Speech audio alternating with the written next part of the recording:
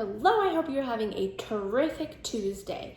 Today's fun fact is about hippos. So hippos hear out of their ears just like we do, but when they go underwater, their ears shut, but they can still hear, but there's something different. They hear through their jawbone. Isn't that weird? I did not know that. All right, today we are going to read the book, and it's upside down, so let me turn that around. We're going to read the book, The Great Fairy Tale Disaster. It is by David Conway and illustrated by Melanie Williamson. Once upon a time, there lived an old big bad wolf. He no longer had any huff and puff to blow down the three little pigs' houses, and he'd had enough of falling into hot water. What I need, the wolf thought to himself, is a nice, relaxing fairy tale for a change. So he scampered off into the pages of the fairy tale book to find one.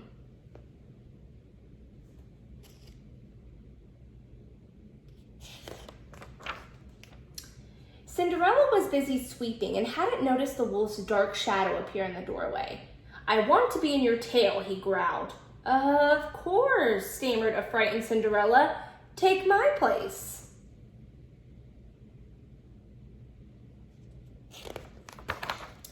Just then, the fairy godmother arrived.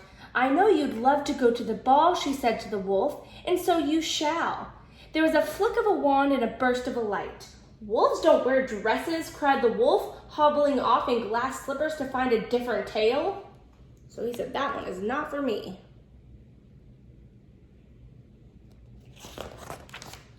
Ooh.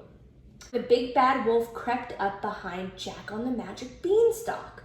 Jack trembled as he let the wolf into his fairy tale. The big bad wolf was climbing up the beanstalk when he saw two huge feet and heard a horrible giant voice bawling, "Fee, fi, fo, fum." "This tale's too scary," cried the wolf as he slid back down the beanstalk to find another one.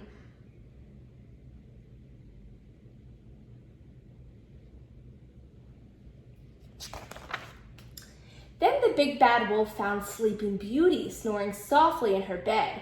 "Wakey, wakey," he snarled. "Out you go."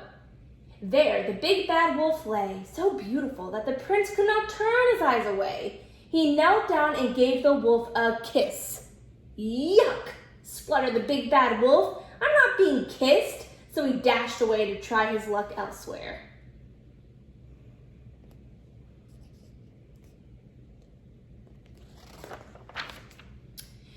The big bad wolf came to the three bears' empty cottage in the forest. He opened the door and stepped into the tale. "Yum," he said. "Porridge, my favorite." The big bowl of porridge was too hot. The second bowl was too cold, but the littlest bowl was just right. So the wolf ate it all up.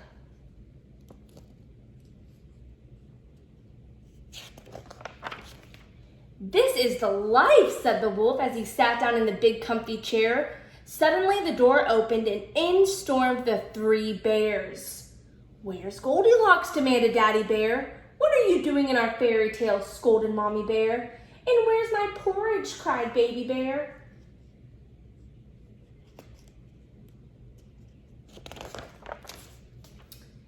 The wolf made a run for it, but the three bears chased after him into the next fairy tale. "Rapunzel, Rapunzel, let down your hair," called the prince.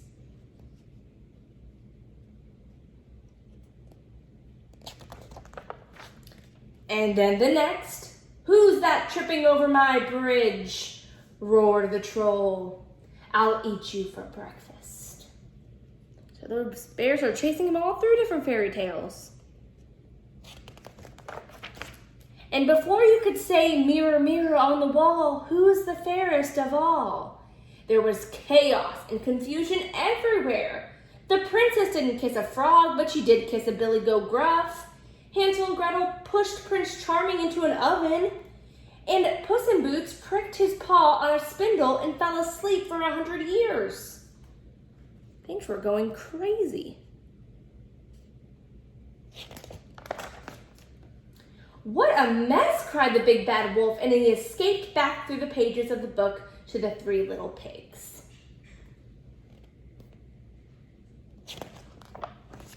little pigs, let me come in," huffed the big bad wolf. "No, not by the hair of our chinny chin chin," said the little pig. "We will not let you in." But the wolf had already clambered up onto the roof and he was coming down the chimney, only to land splash in a pot of hot water. "Oh, not again," cried the wolf. And that was the end of the fairy tale troubles. So he was back in the fairy tale that he was supposed to be in. The end. I really enjoyed that book and I hope you did too. I will see you again tomorrow for another one. Bye!